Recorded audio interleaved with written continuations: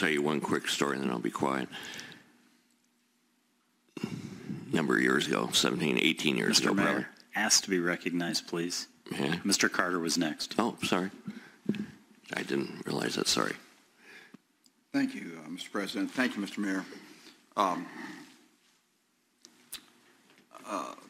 What Jeff said, I thought was said very well. I would add to this that I think there are two things that I articulated to you in an email a couple weeks ago.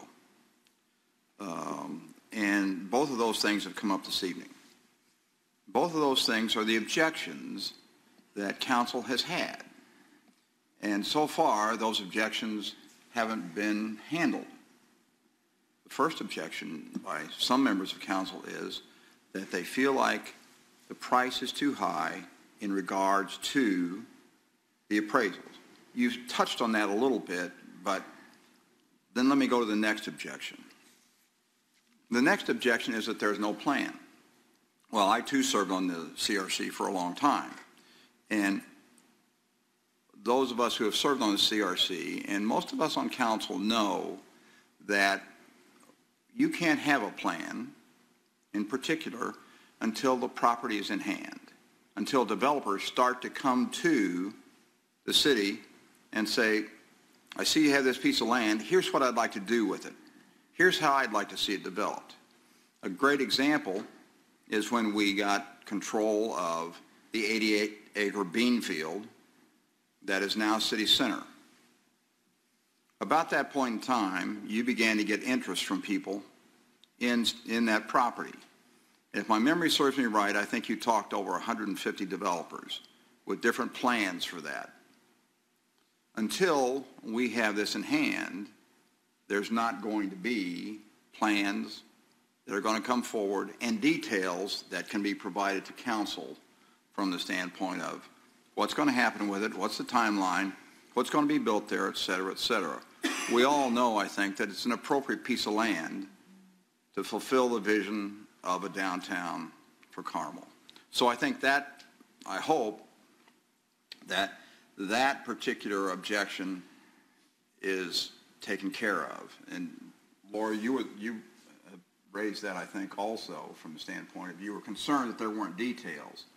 But I think at this point in time, this is the most detail we're going to be able to get until developers step forward now, 2 years from now, 3 years from now, and say, here's what we'd like to do with it, and here's a timeline, and et cetera, and here's what we'll pay for it, or here's what we'd like you to do as a city in the way of infrastructure, et cetera.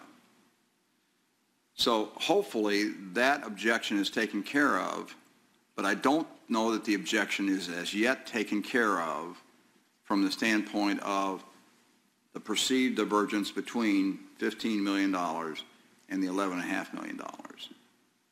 I think for us to move forward on this, especially tonight, that's got to be addressed a little better and a little more in depth. I read the 86-page appraisal. I know Jeff did, and I think some others on council did.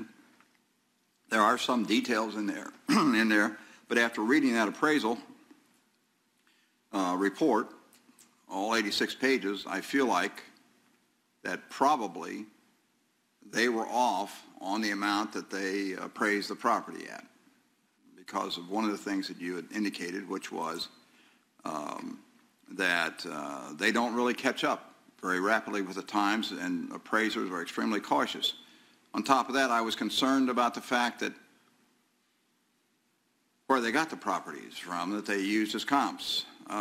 You don't particularly compare what's going to be built or what the prices are in Brownsburg to the prices in Carmel. That's just not appropriate from the standpoint of comps. So I think there might have been one other objection I did hear this evening instead of 2, 3, and that is that maybe the community needs to understand that this was not a decision taken lightly. The community needs to understand that this was a situation where council has put a lot of time and effort into this By law, we're able to have executive sessions in regards to the purchase of real estate. We had a 2-hour executive session with Henry, where we heard much the same thing we've heard this evening and had a chance to talk about it. We've talked about the other portions of what this sale might or might not entail for the community and the future of the plans for Midtown. So I just want the public to know that this is not the first time we've heard this. In fact, we've heard about it a lot and for a long time. I don't know that we are going to get, in conclusion, that we are going to get much more in the way of detail tonight or within the next 2 weeks, because until there's a deal, until there is someone who comes forward and says, I want this piece of land from you, those details won't be there. So from my point of view, I think it's appropriate that we go ahead and vote on this evening. And in fact, I'm not sure that we can't vote on it this evening with the way it's written. Thank you. Thank you. Mr. Mayor.